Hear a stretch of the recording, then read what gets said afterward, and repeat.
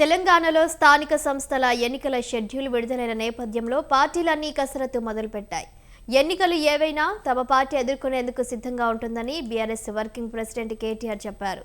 గల్లీ నుంచి ఢిల్లీ వరకు ఏ ఎన్నికైనా తమకు అనుకూలమే అన్నారు. తాము తీసుకొచ్చిన కాంగ్రెస్ బాకీ కార్డులు ఇంటింటికి తీసుకుపోతే అదే హస్తం పార్టీ పాలిట బ్రహ్మాస్త్రంగా మారుతుందన్నారు కేటీఆర్.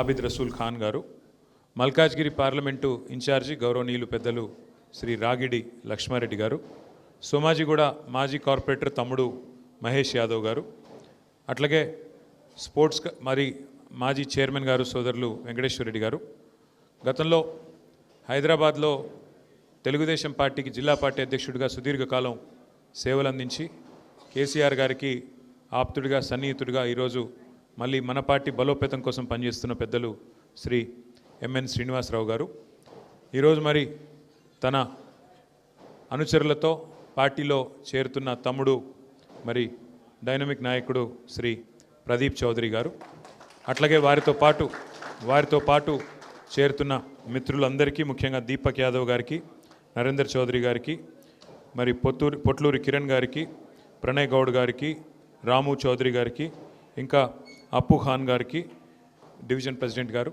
అదేవిధంగా పేరు పేరున వచ్చేసిన మా తమ్ముళ్ళందరికీ, అట్లాగే మన ఉప్పల్ నియోజకవర్గం నుండి కూడా కార్పొరేటర్లు వచ్చినారు, ఇన్ఛార్జ్గా అక్కడ ఉన్నారు, వారందరికీ దేవేందర్ రెడ్డి గారికి, తర్వాత సాయిజన్ శేఖర్ గారికి, ఇంకా ప్రభుదాస్ గారికి, సోమశేఖర్ రెడ్డి గారికి, ఇంకా మిత్రులందరికీ పేరు పేరున అందరికీ నమస్కారం.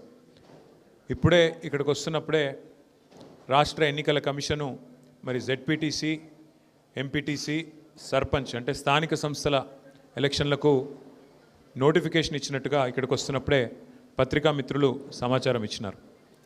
గల్లీ ఎలక్షన్ అయినా ఢిల్లీ ఎలక్షన్ అయినా నాకైతే ఇవాళ రాష్ట్రంలో ఉన్న వాతావరణం చూస్తూ ఉంటే, ఎందుకంటే సరిగ్గా 10-12 రోజుల కిందట గద్వాల పోయినాం.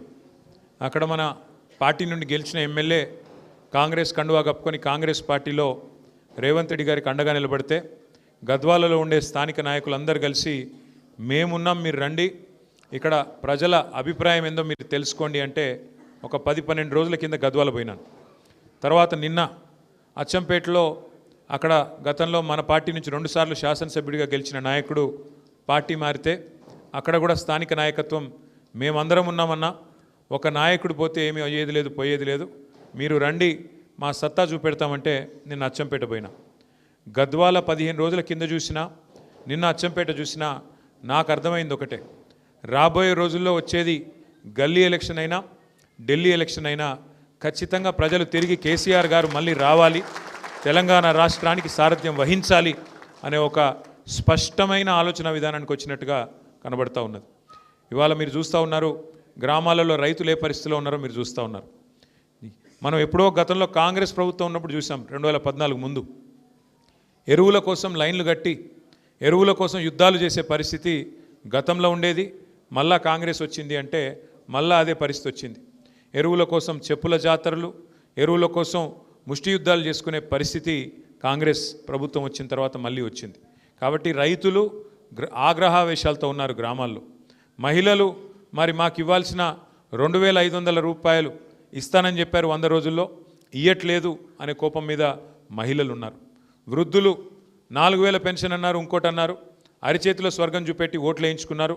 ఇప్పుడు పత్తా లేరని చెప్పి వృద్ధులు, వితంతువులు ఎవరైతే పెన్షన్దారులు ఉన్నారో, ఆసరా పెన్షన్ అందుకున్న వాళ్ళంతా కోపంగా ఉన్నారు. యువత 2 లక్షల ఉద్యోగాలని చెప్పి, విద్యార్థినులకు స్కూటీలని చెప్పి, నిరుద్యోగ భృతి 4000 రూపాయలని చెప్పి, ఇంకా చాలా మాటలు చెప్పారు, విద్యా భరోసా కార్డు అని చెప్పి యువత, విద్యార్థి ఈ రకంగా కోపంగా ఉన్నారు. పరిస్థితులు ఇట్లా ఉంటే ముఖ్యమంత్రి రేవంత్ రెడ్డి గారేమో ఇవాళ రోమ్ నగరం తగలబడుతుంటే